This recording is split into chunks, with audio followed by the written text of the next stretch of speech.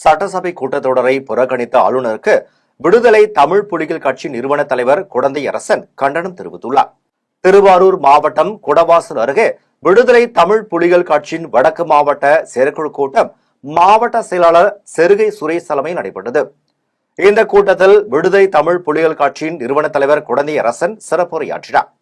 இதில் மாநில அமைப்பு செயலாளர் தளபதி சுரேஷ், மாநில தலைமை நிலைய செயலாளர் சூரை திருமேனி உள்ளிட்ட மாவட்ட ஒன்றிய கட்சி நிர்வாகிகள் பலரும் கலந்து கொண்டனர்.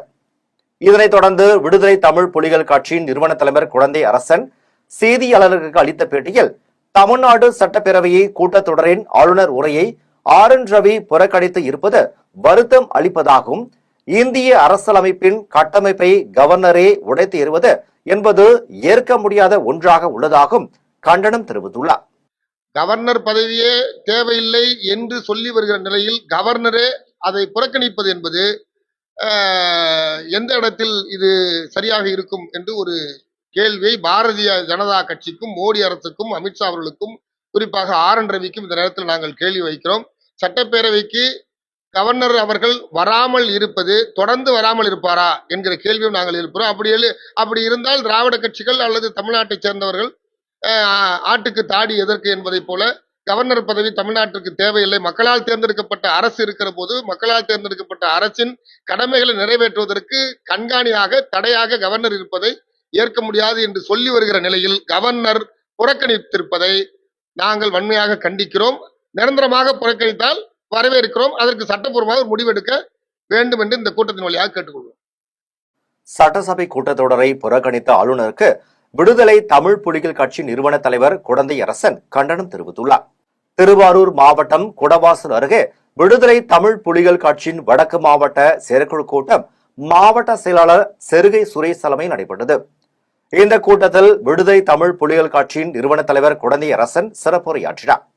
இதில் மாநில அமைப்பு செயலாளர் தளபதி சுரேஷ், மாநில தலைமை நிலைய செயலாளர் சூரை திருமேனி உள்ளிட்ட மாவட்ட ஒன்றிய கட்சி நிர்வாகிகள் பலரும் கலந்து கொண்டனர்.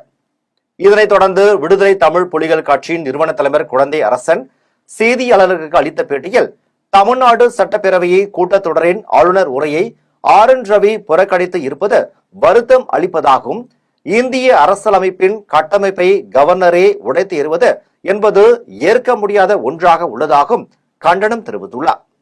கவர்னர் பதவியே தேவையில்லை என்று சொல்லி வருகிற நிலையில் கவர்னரே அதை புறக்கணிப்பது என்பது எந்த இடத்தில் இது சரியாக இருக்கும் என்று ஒரு கேள்வியை பாரதிய ஜனதா கட்சிக்கும், மோடி அரசுக்கும், அமித்ஷா அவர்களுக்கும், குறிப்பாக ரவிக்கும் இந்த நேரத்தில் நாங்கள் கேள்வி வைக்கிறோம்.